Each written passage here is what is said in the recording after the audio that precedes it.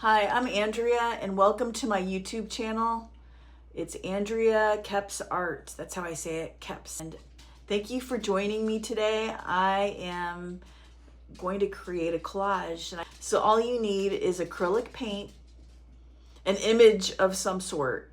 It could be any image you want that you want to put onto a canvas. And today I want to create a chameleon in a tree with lots of flowers. That's the idea I'm going for, but I want the mood to be more evening, dusk. And so I just created this. It's more like a tropical feel, and it's not necessarily all sky because the green, but I just liked it. It could be any colors you want. It doesn't have to make sense. It's your art. You can do whatever you want. That's what's beautiful about art. It's your imagination. Let it run wild. That's what I do. And so I'm creating a collage today. And what you do is you get paper and then you paint it. And so with my Amazon packages, I don't discard the paper. This is the best paper. It's so thin and easy to work with. I just paint it various colors and I collect it. So I have a collection of different colors of paper. See, I have greens, and I use acrylic paint, and so I have different colors. And what I do is I will cut the paper to fit like a jigsaw puzzle on my canvas after I draw out the picture, and paint it. Well, I should say glue it down with Elmer's like school glue type craft glue, but I also water down the glue just a little bit so it's easy to paint. You're painting with glue. And I like to think of collage as painting with paper, because you already painted the paper. You let it dry, and now you are painting with the painted paper. And so that's what I like to do with collage. And then after it dries for a couple of days, I will enhance my painting. I will make it more elaborate with paint markers. So here's my canvas. I would like a tree to be here.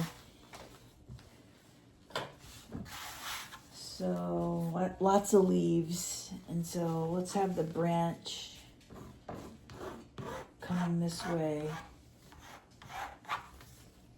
Kind of a thicker branch, and then the branch has branches coming from it. And then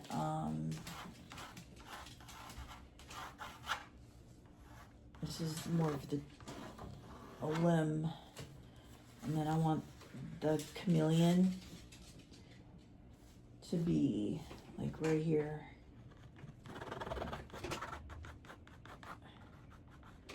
Right here.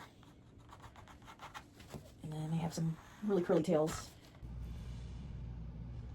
So this is what I have so far.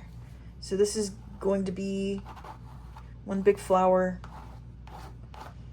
This is leaves as filler. I got the body of my chameleon. Here's his face. Here's some tree limbs. This is going to be another large flower. Lots of leaves. And it doesn't have to be perfect because I'm going to be painting over this. Well, with paper.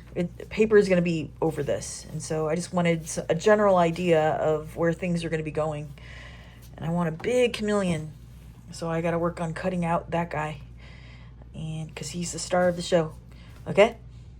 Let's move on to cutting of paper. So I want to create like a daylily. So what does that look like? Like this.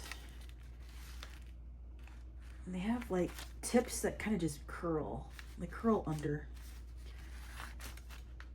And I think they're really pretty.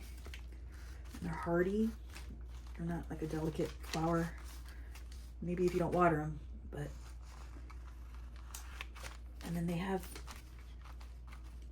speckled centers, like a tiger lily. You can make it look like that with like black Posca markers. But then they have like stems in the center. And then they have like these tips on the stems. Can't mistake them. So that could be one flower, and then we need several more, and it could be the colors don't have to be what it is normally a daylily. It can be purple, it could be the traditional orange. It's whatever you want. So I'm gonna go ahead and get it wet on the canvas with my mixture of white school glue, water, and with a paintbrush, painting it on. And then once it starts bubbling up, I just push it back down. And then I'm going to place it here. It's going to be a little high. That's fine. You can use a bigger brush if need be. For this piece, yes. It's going to need something a little bit more. Instead of a little brush, I'm going to need a big brush.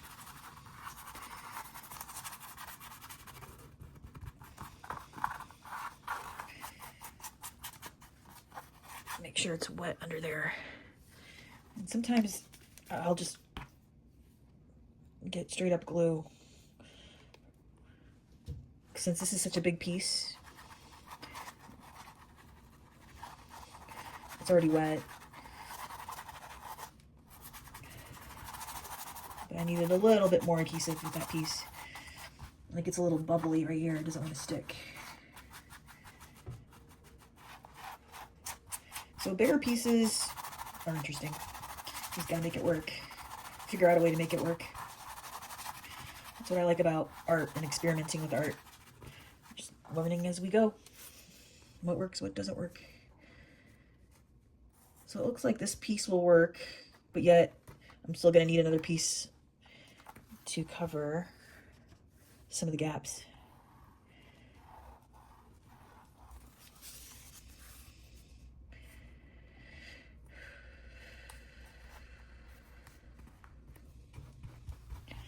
And I like the piecey look. I like how it's pieced together. Because I'm making it fit. I'm making it work in this space.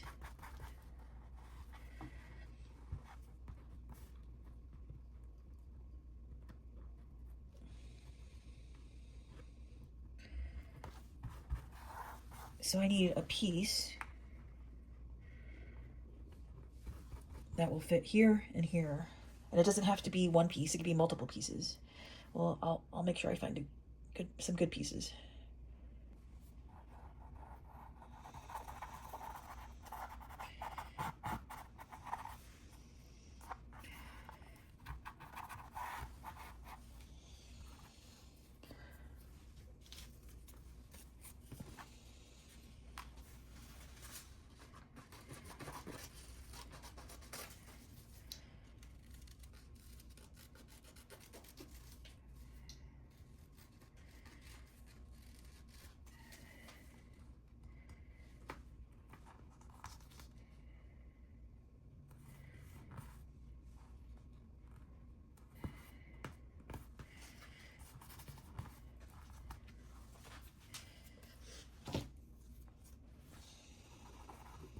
And you can always cover over your paper with more paper.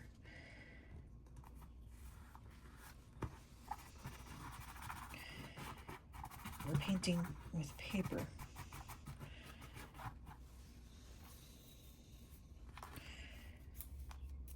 And you can tear pieces, you don't always have to use your scissors, but I like personally the cleaner look.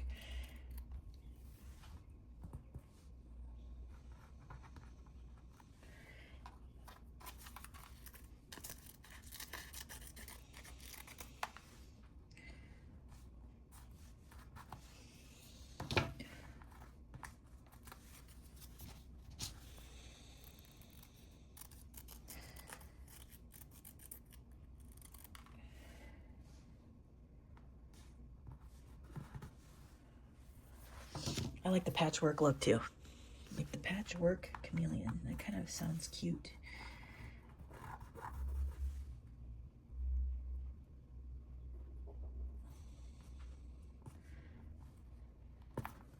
Chameleons are cool. I've never held one or seen one up close, I don't even think. Just in photographs on TV. But, and remember, it doesn't have to be perfect because I'm going to be outlining a lot of this stuff because I use Posca markers at the end. And if it's not perfect or pleasing to the eye, I keep working with it until it looks good in my book. So that's how you paint with paper. And so I'm going to keep working on this. And I'll show you at the end what I did, okay? So you can watch me start gluing some of these features on this piece.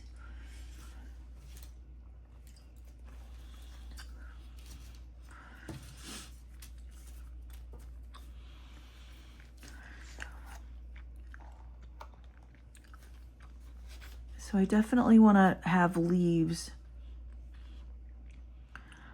in this. I wanted to have a flower, but I think that'd be too many flowers. So I think I'll put a bunch of leaves up here. And so I'm going to cut those out